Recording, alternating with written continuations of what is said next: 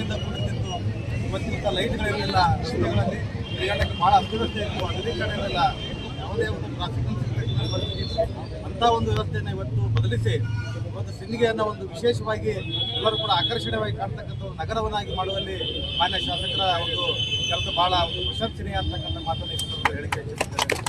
ಹಾಗೆ ಈಗ ನಮ್ಮ ಏನು ಪುರಸಭೆ ಇದ್ದದ್ದನ್ನು ನಗರಸಭೆಯನ್ನಾಗಿ ಮಾಡಿದ್ದು ಕೂಡ ಮಾನ್ಯ ಶಾಸಕರು ಇವತ್ತು ವಿರೋಧ ಪಕ್ಷದವರು ಹೇಳ್ತಿದ್ದಾರೆ, ಇವತ್ತು ಅಭಿವೃದ್ಧಿ ಕೆಲಸಗಳಿಲ್ಲ, ರಸ್ತೆಗಳು ಸರಿ ಇಲ್ಲ ಅಂತ ಹೇಳ್ತಿದ್ದಾರೆ. ಅದಕ್ಕೆ ನಾನು ಉತ್ತರ ಕೊಡಲಿಕ್ಕೆ ಭಾಳ ಚೆನ್ನಾಗುತ್ತೆ. ಯಾಕಪ್ಪ ಅಂತಂದ್ರೆ ಅವರಿದ್ದಾಗ ಏನು ಮಾಡಿದ್ರು, ಅವರಿದ್ದಂಥ ಸಂದರ್ಭದಲ್ಲಿ ಯಾವುದೇ ಕೆಲಸಗಳಾಗಲಿಲ್ಲ. ಅವರಿದ್ದಾಗಲೂ ಕೂಡ ರಸ್ತೆಗಳಾಗಿದ್ದು, ರೋಡ್ಗಳಾಗಿದ್ದು. ಆದರೆ ಇವತ್ತು ಅಧಿಕಾರಕ್ಕೆ ಬಂದಿದ್ದು 2-2.5 ವರ್ಷ ಆಗಿರ್ಬೇಕಷ್ಟೇ, 2-3 ವರ್ಷ ಆಯಿತು. ಇವತ್ತು 3 ವರ್ಷದ ಅವಧಿಯಲ್ಲಿ ಇವತ್ತು ಯಾರೂ ನೋಡಿರ್ತಕ್ಕಂಥ ಅಭಿವೃದ್ಧಿ ಕೆಲಸಗಳನ್ನು ಮಾನ್ಯ ಶಾಸಕರು ಮಾಡಿದ್ದಾರೆ.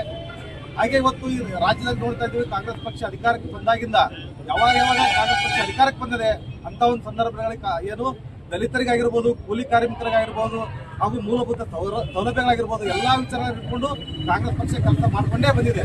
ಇವತ್ತು ಹೆಣ್ಣು ಮಕ್ಕಳಿಗೆ ನೋಡ್ತೀವಿ, ಶಕ್ತಿ ಕಾರ್ಯಕ್ರಮ ಆಗಿರ್ಬೋದು, ಆಮೇಲೆ ಏನಪ್ಪ ಅಂತಂದ್ರೆ ಇವತ್ತು ಗೃಹಲಕ್ಷ್ಮಿ ಆಗಿರ್ಬೋದು, ಯಾವ ಹೆಣ್ಣು ಮಕ್ಕಳಿಗೂ ಕೂಡ ಒಂದು ಏನು ಆರ್ಥಿಕ ಶಕ್ತಿಯನ್ನಾಗಿ ನೈತಿಕ ಶಕ್ತಿಯನ್ನಾಗಲಿ ಯಾವ ಸರ್ಕಾರಗಳು ಕೊಟ್ಟಿರಲಿಲ್ಲ.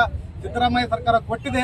ಇವತ್ತು ಇನ್ನೂ ಹಲವಾರು ಅಭಿವೃದ್ಧಿ ಕೆಲಸಗಳು ಮಾನ್ಯ ಶಾಸಕರ ಒಂದು ಅವಧಿಯಲ್ಲಿ ಆಗಲಿ ಅಂತಕ್ಕಂಥ ಮಾತನ್ನು ಹೇಳಿ ನನಗೂ ಕೂಡ ಈ ಒಂದು ಸಂದರ್ಭದಲ್ಲಿ ಮಾತನಾಡಲಿಕ್ಕೆ ಅವಕಾಶ ಮಾಡಿಕೊಡುತ್ತೆ. ಎಲ್ಲರಿಗೂ ಕೂಡ ವಂದಿಸಿ ಎರಡು ಮಾತುಗಳು